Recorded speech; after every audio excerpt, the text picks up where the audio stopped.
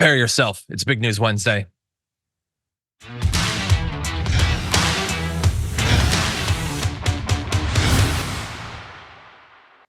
9 times out of 10, it's a big old lie, that branding. Wednesday's not big in terms of news, but this time it is, because we've got big Colorado Supreme Court news to discuss, and then a whole bunch of other stuff that is interesting, compelling, or perhaps scary to discuss as well. That'll be me, Iadarola, and I am joined once again by Rayyvana. Rayyvana, thank you for filling in on very short notice. It's great to have you back on after our great conversation last week.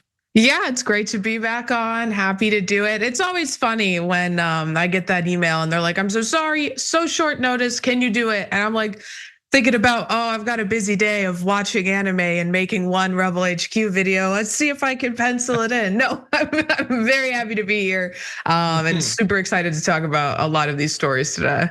I have to say, you are presenting yourself as uncommitted to that anime grind, okay? If you can so easily set it aside. There's a new season of Attack on Titan that's only been out for a little bit. But I don't know if you're really committed. But in any event, let's forget briefly about anime if we can and discuss the news, because there is a lot going on. And we're gonna jump into it in just a minute. If you're listening on the podcast, stories you can expect include not only Donald Trump being yeeted off the Colorado ballot, him doubling down on his Nazi speech, which is really fun. John Fetterman deciding to again attack young people and TikTok, and a little bit of a conspiracy theory about the flag of Minnesota. We're gonna dive into it and see if there's anything to it. That's all just in the first hour. In the aftermath, we're gonna be talking about Steve Bannon's theory that young people's problems would be solved if they all just had guns all the time. We're gonna be evaluating the fate of Chick-fil-A and what has the pandemic done to our bodies. All that and more. Hit the like button, share the stream as we launch into this. Rayyvana, are you ready for this thing? I am so ready. Okay, let's do it all. Let's start with the big one. The Colorado Supreme Court just launched a cannonball into the 2024 presidential race because they've ruled that Donald Trump will not be allowed to appear on state ballots in next year's presidential election. Now, they sort of have put this on hold. They did the ruling and then immediately put it on hold as he seeks review in the US Supreme Court, which I think they're going to rule on this. I think they'll pick this one up. Obviously, there's a lot of cases for them to consider, but this seems like a big one. In the short term, it would, if the hold was stopped, affect Donald Trump's place in the Colorado Republican primary. But bear in mind that what's amazing about this is that there have been a lot of different attempts in different states to accomplish what just worked in Colorado. But this is the first time that a court has actually found that Section 3 of the 14th Amendment, which we'll be talking about, it bans insurrectionists who once swore to uphold the Constitution from holding office, actually applies to Trump or to any former president. There haven't been a lot of opportunities for them to rule in that way because generally former presidents don't try to overturn the results of elections. But anyway, so far courts have not agreed with what the Colorado Supreme Court is effectively doing here. Minnesota's top court has already rejected an attempt to push Trump off the ballot. That was last month. In a judge rules against another effort in Michigan. There are roughly 36 cases like this, and they have not been successful. Even this one wasn't fully successful before the Colorado Supreme Court picked it up. But bear in mind that now that they've ruled in this way, it is possible that that could be cited by judges in other cases. So perhaps we'll see a proliferation of these sorts of judgments. But just to make sure that people understand as we jump into the conversation, the sort of constitutional underpinning of all this is that Section 3 does say that no one should hold office in the US if they, quote, have engaged in insurrection, not been convicted of insurrection, notably, or rebellion against the US, or given aid or comfort to the enemies thereof. And that given aid or comfort to the enemies thereof section is not generally what people focus on when talking about this, but I honestly think that there's maybe a more compelling case for that part of the Section 3 than the earlier part. But that said, we turn now to Rayyvana. Were you surprised by Colorado's decision? What is your reaction? I was surprised because you mentioned that the district court ruling held that it didn't apply to the office of the presidency. We've seen other states decline to interpret Section 3 of 14th Amendment in this way. So it did come as a surprise to me, but I understand the argument being made by the court, and I'm sympathetic to it, right? So, as I mentioned, the district court and a lot of the other states that declined to prevent him from being on the ballot because of this, their interpretation was, and everyone, just as a refresher, the 14th Amendment is one of the Reconstruction Amendments.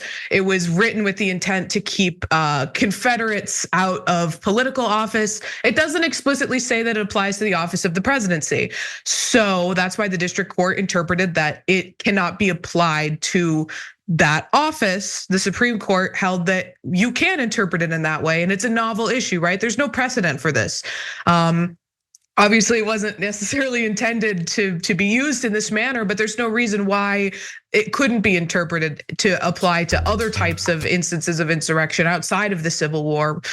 So that's how it's being applied here. Yeah, let me just jump in and add a little bit to that before we get more of your commentary, because that's sort of like, to the extent that people who are mad about this decision care at all about the facts of it, that's what they care about. Now, most of the opposition has literally nothing to do with whether it actually applies to Trump. They don't care. They don't care if it was specifically written that you can't do this, that you can't organize a riot on Twitter or whatever. They still wouldn't care. But what it does say in Section 3 is the people that it lists is member of Congress, or as an officer of the United States. I think maybe a case could be made there, or as a member of any state legislature, or as an executive or judicial officer of any state. And by that, I think it's more fair to say they mean the states of the United States rather than the fact that technically countries are states. But anyway, the Colorado Supreme Court said that President Trump asks us to hold that Section 3 disqualifies every oath-breaking insurrectionist except the most powerful one, and that it bars oath breakers from virtually every office, both state and federal, except the highest one in the land. Both results are inconsistent with the plain language and history of Section 3. So look, that I think is debatable. And it's debatable in the way that that's how the law works. It is very rarely super clear exactly what is intended. But bear in mind, it's not like they just ignored all of these arguments, they addressed them. And some people might not like the way they came down on this, but the reaction from the Republicans is like, just the DNC decided he's off, when the case was originally brought by Republicans, and they did actually address the content of the case. So apologies for jumping in, but give me more of what you think. Yeah, I mean, it's interesting that they would make that argument that the DNC wants him off the ballot when we've seen the polling that any Republican other than Trump is defeating Biden by a large number. The idea that this is like the explicit goal of the DNC is laughable to me. And on the politics side of things, I think this could, him being disqualified, not just on Colorado's ballot, but when the Supreme Court takes up the issue, because they will take up the issue. If they're, the snowball's chance in hell that they rule that he's disqualified from running on the ballot in any state happens, I think that the DNC would find itself in a very, very difficult position with Joe Biden as their candidate. Yeah. But yeah, so that's really what the Republican qualm with the argument is. Right? It isn't about, the interpretations of the legalese, when you see the word or versus and in a piece of legislation and the way that you interpret that.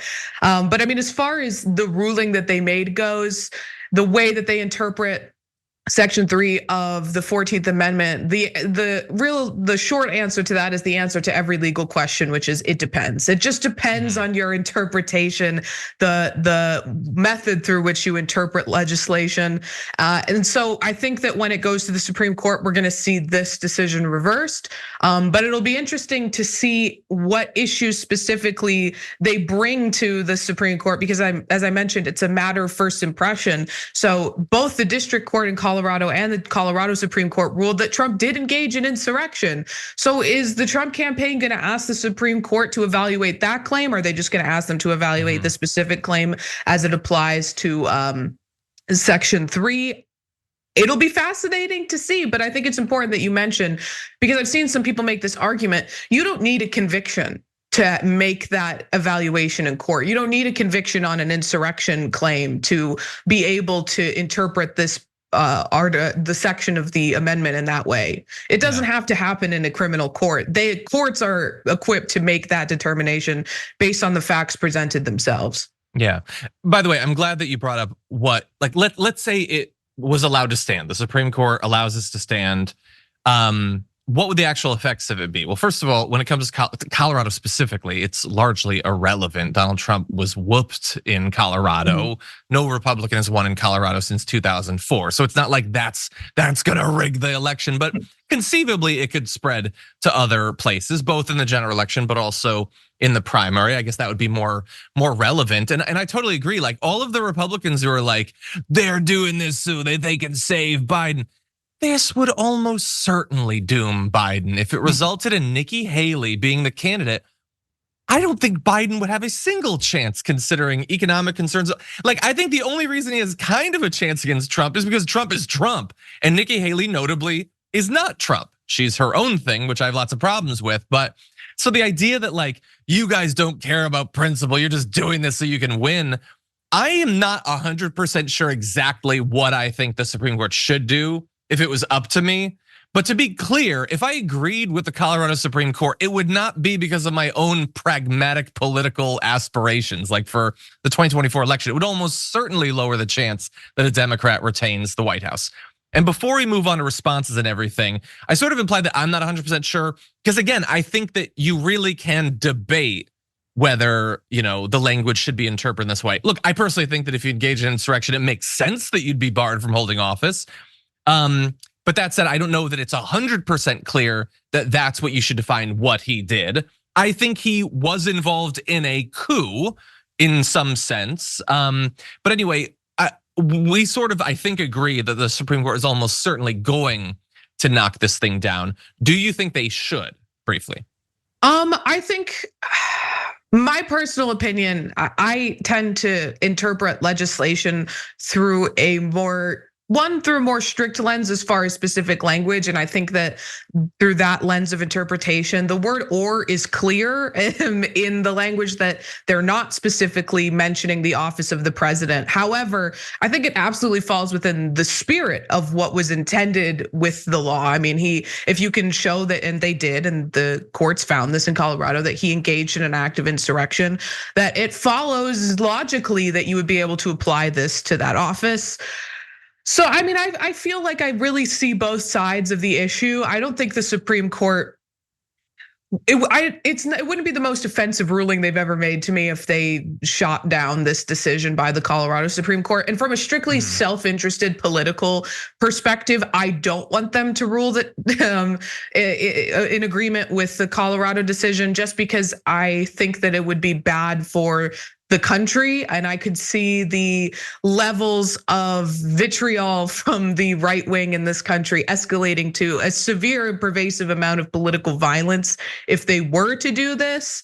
And that frightens me somewhat. Not that I think the Supreme Court should be making decisions based on that, determination. But I really could see both sides of the issue. But I don't feel very strongly on this necessarily. I don't think it's the best way to defeat Trump. You know what I'm saying? Yeah, it wouldn't be my preferred way either. That said, my preferred way at this point depends on Joe Biden waking up one day and giving a damn about this thing. But I agree. But again, my preference is not how I think. Like that's not the most important thing for how I think judges should be interpreting the law. And I think a case definitely could be made that he should be barred in this way. But anyway, we'll see. I think you're right. I think the Supreme Court is going to overturn it. I don't even think it's necessarily going to be like a straight party line thing. I think it could end up being unanimous for all we know. And I think the principle that they will rely on is that it should be up to the people. The Supreme Court should not be choosing a president outside of 2000 and Bush v. Gore. Only in that one case should the Supreme Court be choosing who gets to be president, not in this case.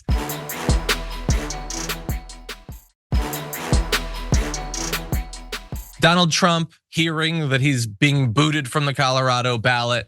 He wasn't happy about that. Now, he hasn't gone on at length yet on Truth Social about it. He's mainly relied on his lackeys. He's been retweeting virtually everyone who goes on the news to talk about this thing. And I mean everyone. Have you ever tried to go through Donald Trump's Truth Social feed to find like a specific thing?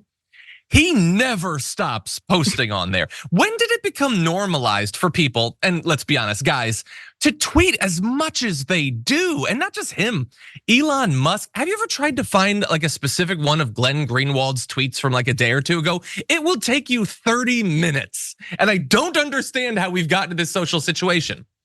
But more importantly, the whole constitutional thing, what he has said is things like, what a shame for our country and a sad day in America. Although, again, he almost certainly knows that the Supreme Court is gonna knock this thing down, whether they should or not. And as always, all of this stuff plays into his victim complex, his martyr complex. I'm sure this is gonna help him in the Republican primary. So is it really that sad of a day for Donald Trump? I do want to remind you though of something that he did tweet. Now this is going back a bit further, but you might recall that back in the 2016 race, he actually lost Iowa. Ted Cruz did way better than expected. And in response to that, he tweeted, the state of Iowa should disqualify Ted Cruz from the most recent election on the basis that he cheated, a total fraud. And some of you might be wondering, well, I wasn't around back then. How did he cheat? How was he a fraud? Nothing. There was no specific claims. Trump just didn't like that he lost. So he said, screw what the people voted on. It's not up to them. I want the judges to step in and overturn this thing. So when it's in his favor, he's perfectly happy to have people removed from the ballot, even after the fact. But when it's affecting him, not so much. And that said, while he hasn't been very specific about this, his spokesperson said that this is the Democrats getting paranoid, although again, it wasn't the Democrats that launched this case.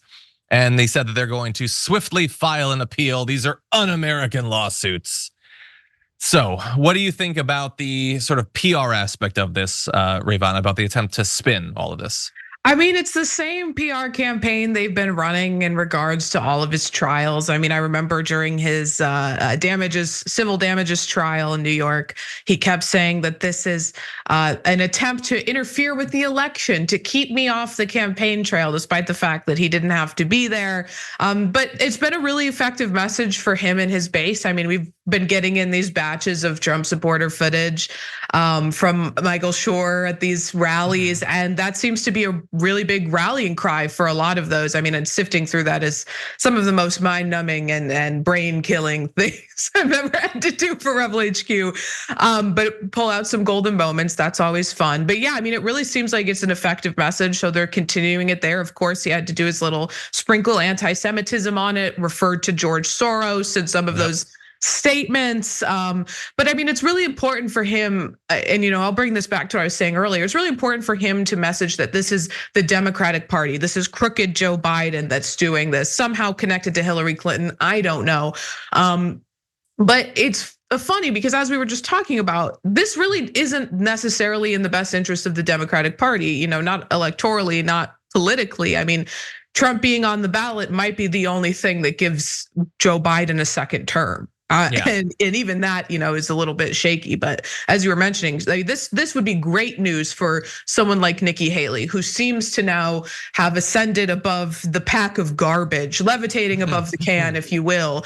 As far as the rest of the candidates for the Republican nomination go, if this was to go in against Trump's favors, that would definitely benefit her. But yeah, I mean, it's the same messaging campaign they've been running. Just they're going to find a way to repackage it just a little bit, no matter what seeming slight or transgression against Trump they're talking about in the media on any given day.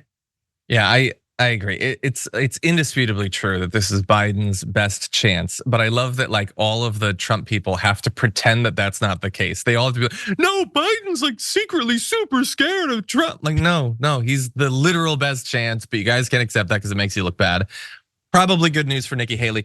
I disagree with the characterization that she has risen above the trash. I think that she is perhaps on the top of the trash.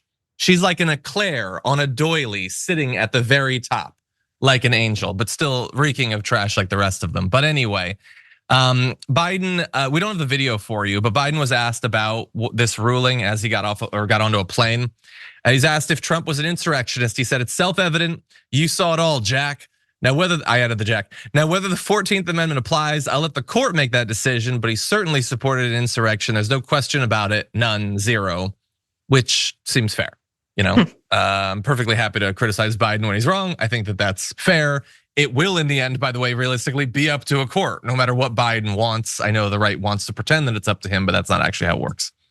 In any event, this is going to be overturned, but if it isn't, you can bet your ass the Republicans are gonna race to slippery slope this thing and try to apply it as they always do to the other side. Here's an early example of how that might work with the Lieutenant Governor of Texas. Seeing what happened in Colorado tonight, Laura, makes me think, except we believe in democracy in Texas, maybe we should take Joe Biden off the ballot in Texas for allowing 8 million people to cross the border since he's been president, disrupting our state far more than anything anyone else has done in recent history. So it's a little bit see-through how this is going to work. They immediately jump from, I think you're being unfair in your interpretation of the plain language of Section 3 of the 14th Amendment to, I don't like this political thing that's happening, so we take him off too. What is, you're not even trying to make the case that that applies to the 14th Amendment. It's just border or whatever. Okay, gas prices, we get him off the ballot. That's not how any of this works. And the thing is, like, you should be able to take a look at what Donald Trump did in 2020 and recognize that that stands out literally through American history. We have not had a thing like that happen during a presidential election. There is no reason that that should necessitate a slippery slope where other people are randomly getting taken off the ballot because of something they tweet or something. But also, realistically, that is how the Republicans work. They have always used the fact that Donald Trump just Kool-Aid mans his way through our norms to then say, oh, this is the new norm. And we're gonna pretend that all of it, like if you criticize the Republicans, then you did an insurrection. It's the way that they try to both sides, literally everything. And if the Supreme Court does not take down this Colorado decision, I expect that we will see stuff like what Lieutenant Governor Dan Patrick there said come true. But Rayyvana, what do you think? Yeah, I think, John, that you didn't have your ears open or maybe your heart open to listen to what Dan Patrick said, because he clearly stated that they believe in democracy in the state of Texas. That's how he opened his statement. So surely it must be true. Never mind the fact that Ken Paxton is their attorney general, literally the most corrupt attorney general in the entire country, which is a difficult position to hold, a difficult title to have bestowed upon you in America. But he stands alone amongst attorneys general. I mean, it's just absurd. It's absurd. There's a million things that Biden has done that I think should disqualify someone from being the president, and his ongoing support for the genocide in Gaza, namely as one. I think that his cruel treatment of migrants, his flying in the face of international law as it pertains to the treatment of asylum seekers absolutely should be something that should disqualify him from being elected president. But that doesn't mean I think that we should just throw him off the ballot because he hasn't staged an insurrection. And you mentioned what happened with Donald Trump is unique in our history, which is what makes it a novel issue, an issue of first impression, which is exactly why the Supreme Court is surely going to take up the issue. But there's no argument that Joe Biden has done anything even remotely similar. I mean, they'll try to say that Jewish Voice for Peace activists, peacefully staging a sit-in inside of a Capitol building or an office building is the same thing as multiple people dying as people were pooping on Nancy Pelosi's desk. Yep. I mean, it's just such an absurd argument. And we can no longer be surprised by this hypocrisy. I mean, they were more angry about the affront to civil society represented in people, I think, being rude to Sarah Huckabee Sanders in a restaurant, than they were to Paul Pelosi's skull being bludgeoned open. Like, we cannot expect, like, just because their side of the aisle shrieks the word debate as often as they do, does not mean that they are thinking clearly, logically, reasonably about literally any of this. There are no principles to be found on the other side. And so, yeah, the slippery slope will definitely be on if this doesn't happen. That said, we'd previously talked about how this ruling might impact Nikki Haley.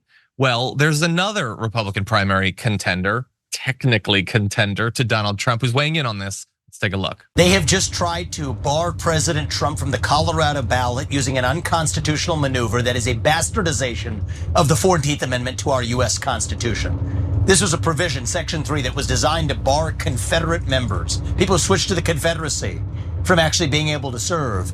That's very different than what's at issue here, to say the least. I pledge to withdraw from the Colorado GOP primary ballot unless and until Trump's name is restored. And I demand that Ron DeSantis and Chris Christie and Nikki Haley do the same thing, or else these Republicans are simply complicit in this unconstitutional attack on the way we conduct our constitutional republic. Okay, we will get to his continuing efforts to lick Donald Trump's boots in just a sec. But first, I just want to say, for a guy who's tried to brand himself as like the intellectual in the group or whatever, he doesn't even understand what the argument against Colorado is here. You could take up, did he actually engage in an insurrection? I think that's an open question. Does Section 3 actually apply to the president? No, he says, forget all that stuff. I don't understand any of that. It was intended to be against like people in the Civil War. Like the things you can debate are already abstract. Now you're gonna go to pure intent of the amendment? That's not even a conservative position to take, but he doesn't even understand what's going on. So please do not accept that, just like Ben Shapiro, the fact that he talks super fast means that he knows what's actually going on. But what he does understand that is going on is that his role in this race is not to defeat Donald Trump, it's to assist Donald Trump. It always has been, and that remains his role, because now he's saying, even though, again, this is on hold, Donald Trump is still on the Colorado ballot in the Republican primary and will likely never be taken off of it because the Supreme Court within a month is gonna rule.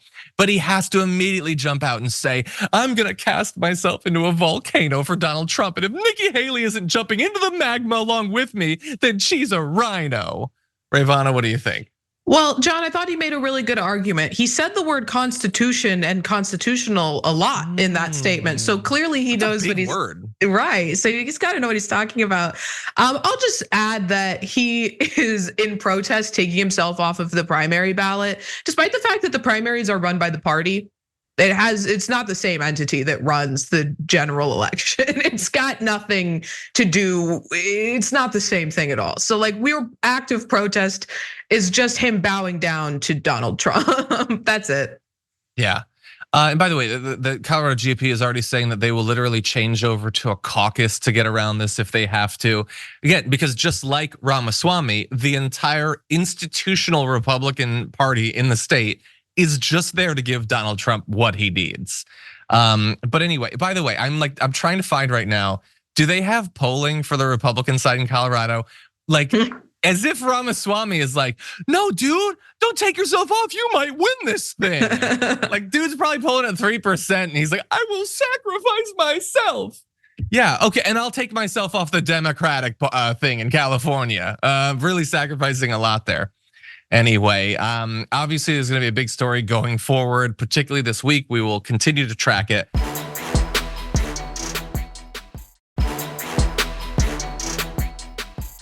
They're destroying the blood of our country. That's what they're doing. They're destroying our country. They don't like it when I said that. And I never read Mein Kampf.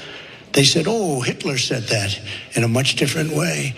No, they're coming from all over the world, people all over the world. We have no idea. They could be healthy, they could be very unhealthy. They could bring in disease that's gonna catch on in our country, but they do bring in crime. Quote, all great cultures of the past perished only because the originally creative race died out from blood poisoning, unquote. There's really no other way to say it. Donald Trump's language mirrors this directly. You know, your country and your candidacy is in a good spot when you have to assert that you've never read Mein Kampf. By the way, I agree. I don't think he's actually read it. I think he knows he's referencing it though, which is a slightly different thing.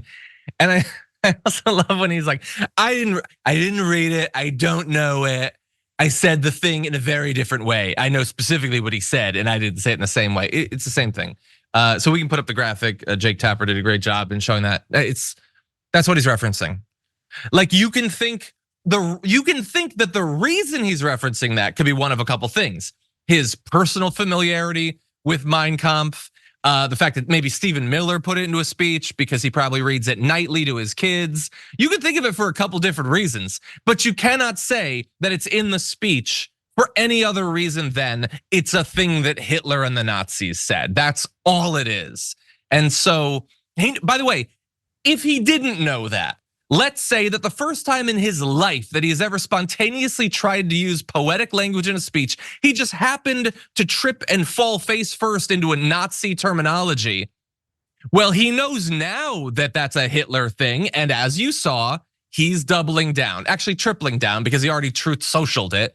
And so it doesn't bother him that he's using the same language as Hitler, which strikes me as a little bit weird, doesn't really seem to bother a lot of conservatives.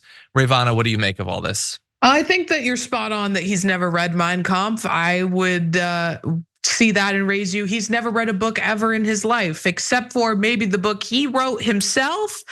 But even then, I don't think so. I don't think that he's even read his own book. It is disgusting, despicable language. Of course, we know that Trump, as well as DeSantis and other Republican candidates for president, have surrounded themselves with white supremacists. So even if he hadn't read it himself, he's familiar with the quote. And the conservative media coming to bat for Donald Trump and defending his use of this language, I think just goes a long way to show that they also believe this racist, despicable nonsense. And that they're not afraid to state that they believe in it. Of course, you want to distance yourself from Adolf Hitler unless your mom's for liberty, but it doesn't mean that they don't believe the exact same ideology as it pertains to the Great Replacement theory or anti-race mixing ideology. Yeah, and by the way, he went on to, like in that video we showed you, he went on to say they're diseased, they're dirty and diseased, and they're trying to disease our country. So again, I forget the representative who yesterday was like, no, he isn't. He's not talking about them. He means the Democratic border policies. No, he is demonizing individual migrants as dirty and diseased. That is just normalized. Remember, Tucker Carlson a few years back lost sponsors because he said that immigration makes America dirtier. Now you can just say it in your stump speeches and it's nothing. Again, the point that he's making is that we're being flooded with immigrants, totally normalized. In like one day, it's so normalized, we don't even normally cover it anymore. Laura Ingraham said the Biden administration is in the deliberate process of remaking America through migration. That's the Great Replacement theory. Stephen Miller, quote, what we are witnessing is the engineered political transformation of the country. They just all say it now. And I will remind you, because it's so easy to just get used to what has been normalized. That's how normalization works. Back in, I think it was 2019, if we could put up this article, the New York Times had to like explain what it was, because the only way a normal person would have seen it was on like the darkest corners of 4chan. It was literally as a result of the guy who killed 50 people in mosques in New Zealand citing the Great Replacement theory.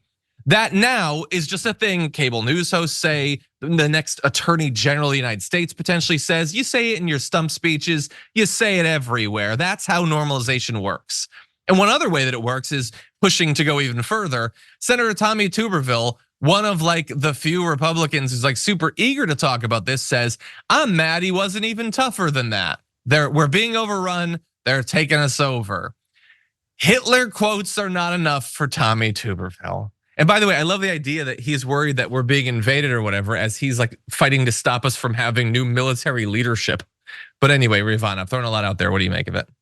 I mean, it's fascinating to me that this is like the party that worships Ronald Reagan. Ronald Reagan, a president who did amnesty, but it was okay then when he did it. But now when there's migration, then that's an infestation. I'll say that the Democratic Party, though, and the Biden administration has signaled that it's willing to exchange tough, abhorrent crackdowns on migration in exchange for funding to Israel. So of course the Democratic Party isn't going to say things as despicable, I mean, as literally quoting Hitler, but if their policies are just as violent and oppressive towards migrants, yeah, sure, they're not spreading that rhetoric, but they're still treating migrants the same way that Republicans want them to be treated, and it's despicable. Yeah. And I'll just say, I worked in immigration law at the end of the Trump administration, at the beginning beginning of the Biden administration.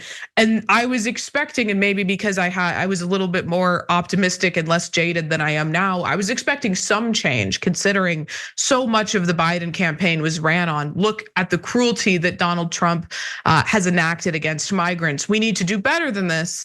But I saw no change during my time working in immigration law, and no meaningful change. In fact, most of the change that happened was forced to happen by the courts. So, and now we're going to see, regression on those small victories that we've seen, nationally for immigration because the Biden administration is willing to do it. So, the rhetoric is despicable and inspires, as you just showed, mass violence, mass shootings, so much hate. But if the Democrats, if that is really the position of their party, what the Biden administration has signaled they're willing to do, they're just as willing to be violent towards these migrants. Yeah, the amazing thing about it, so as you say, there was so little actual Biden-initiated change in the immigration laws, and yet he clearly thought that he would get some credit out of continuing Trump era policies. No, they're literally now joking that they're gonna bar him from the ballot over it. Like, you don't get any points. And granted, I'm not one of those people that's like, Biden maintained Trump era policies exclusively so that he would get points. I think he did it in large part because he agreed with those policies in that way. But you also will not get any points.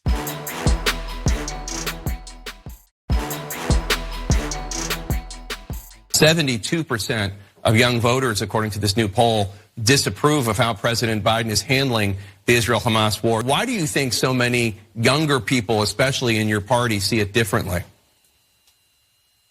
I really don't know. I do know that a lot of people are getting their perspective from TikTok. And I think if you're kind of getting your perspective on the world on TikTok, it's going to tend to be kind of warped or not reflective of the history and actually the way things absolutely are. Okay, now it would be very easy to see that video from John Fetterman and get down on him. But I think there's something to it in that on TikTok, I actually heard that like 20,000 civilians had died in Gaza. And since that is only a fact on TikTok, I guess you can see how that would sway people. No, this is like so condescending. Young people have not had 50 years of being propagandized to about how Palestinians are fundamentally not human. That is a significant difference between them and prior generations. They have not been raised to think that anything that is done by the Israeli military is justified no matter what. So justified that we don't need to comment on it. Fetterman there doesn't really seem to care that much about what's happening in Gaza. And in fact, like, to be fair, let me go to more of what he had to say and then we'll do a little bit of eviscerating. And what is very clear is that Hamas started this, and they actually broke the ceasefire, and they attacked and murdered babies, children, women, attacked a music concert and everything. It's outrageous. And from now on, it's been very clear that Israel would very much want there to be peace. But they've made it very clear that after October 7th, that's just not possible so long as Hamas is allowed to exist. John Fetterman has the right issue on a lot of topics, but right there, he is giving you the most smooth-brained version of what the Israeli military line would have you believe about this. He shows no ability whatsoever to understand nuance. He can cite specific things that Hamas has done, some of which are true.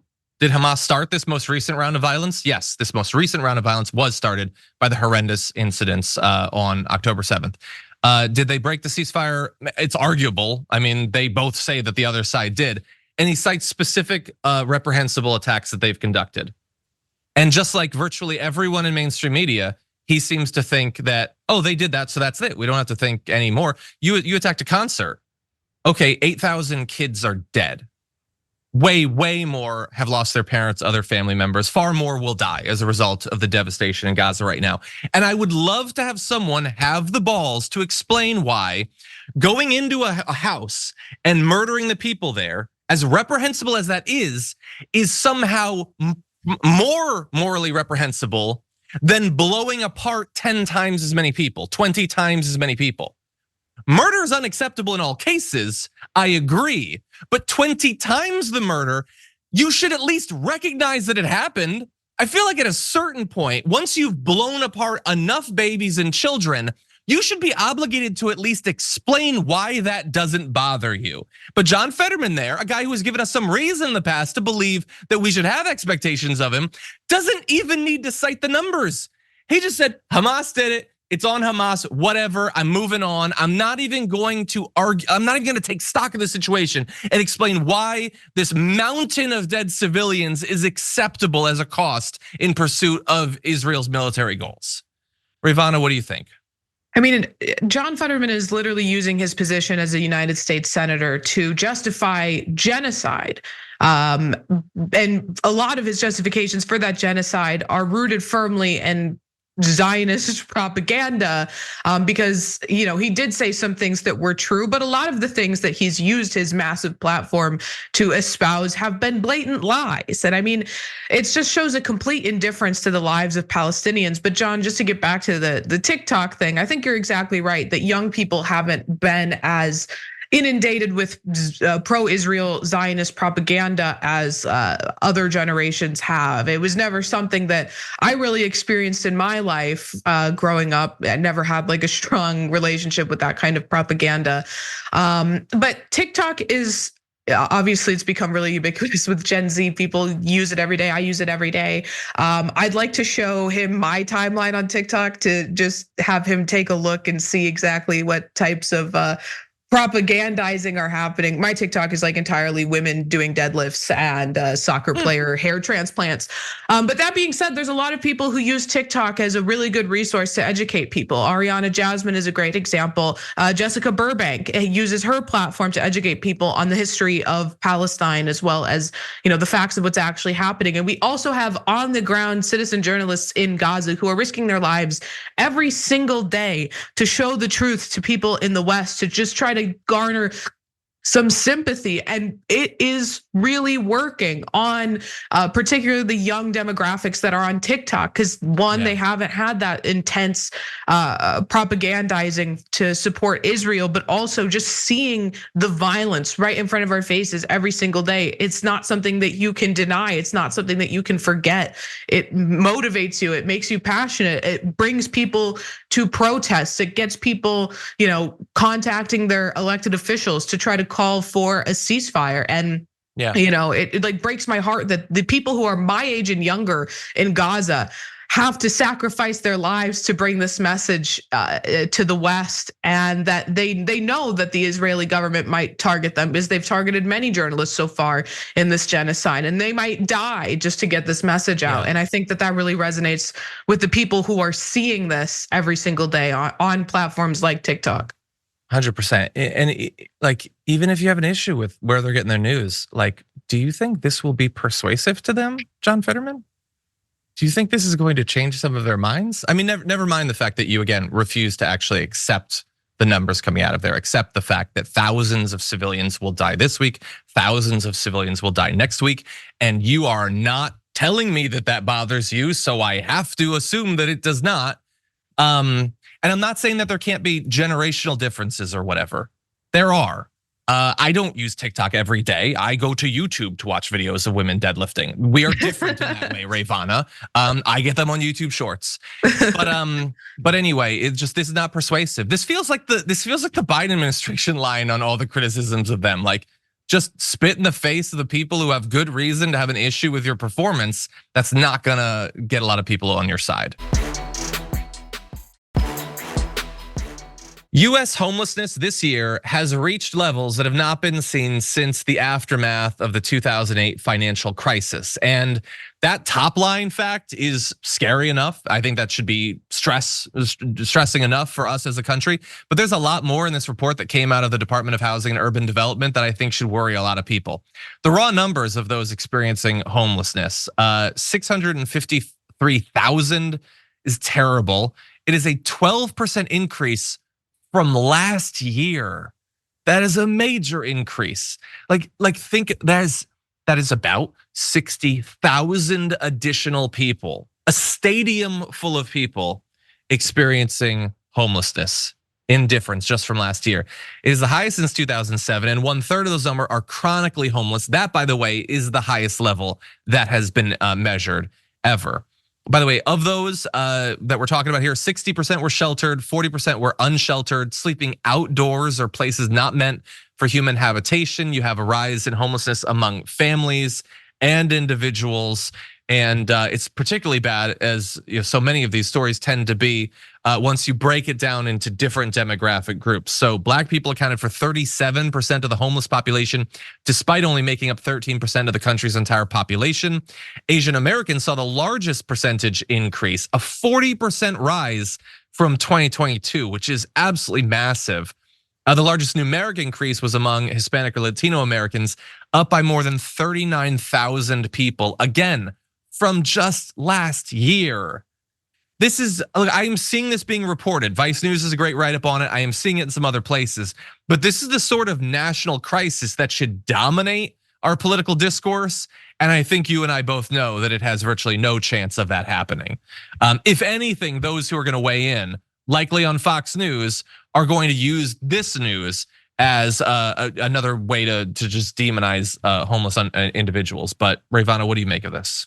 Yeah, it's really sad to see this, especially coming off of a recent study. I think it was out of California, where they gave homeless individuals a certain amount of money every month. And by the end of the study, wouldn't you know it, they were experiencing better conditions than when they weren't getting any money at all. And when I was filling in for you, John, like a few months back, I covered the same story coming out of Colorado, the same type of study done over a year, where they saw a massive decrease in homelessness among the population of people that they were just giving money, no strings attached to, every single month. And it turns out when you give these people money, they don't spend it on drugs and alcohol like the right wing would want you to believe. They spend it on food, they spend it on medicine, they spend it on housing. Because, and as you mentioned, those numbers, a portion of the individuals are living in shelters or some are living in their vehicles, but that's not permanent housing. But we saw like a massive increase in stability in housing for this population if you just give them money. And if you just give them houses,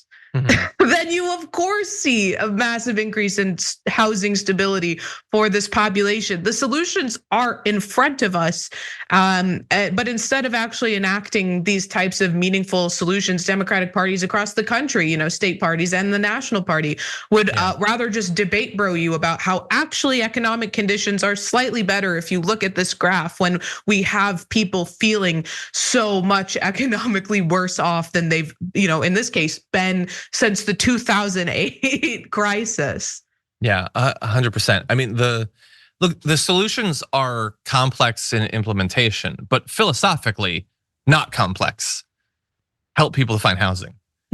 Make change. And by the way, the ways that you do that aren't necessarily just specifically unhoused individual facing. Your policy on real estate and all that is obviously going to have massive consequences on that. But the weird thing is that it is so weirdly easy. I'm gonna say for America, I don't speak for other countries, that what should be the trigger for a massive amount of empathy, people having to live without a home, which it's not like that's a debatably bad thing. Nobody watching this is like, maybe it's bad, maybe it's not. We should instantly know that that's an unacceptable situation for any human being to live in. And yet, there has been a very successful effort, obviously, socially in America, to get people to think, nah, screw them, doesn't matter. Like they're bad people. The fact that they're experiencing something that if I had to go through it for one night, like that would be devastating. They deserve it. Nothing needs to be done. I hate them. I don't want to see them. And you have rich a-holes in the news. Like we don't have time, unfortunately, to show you the Jesse Waters video we were going to show you. But we have covered for 3 years now.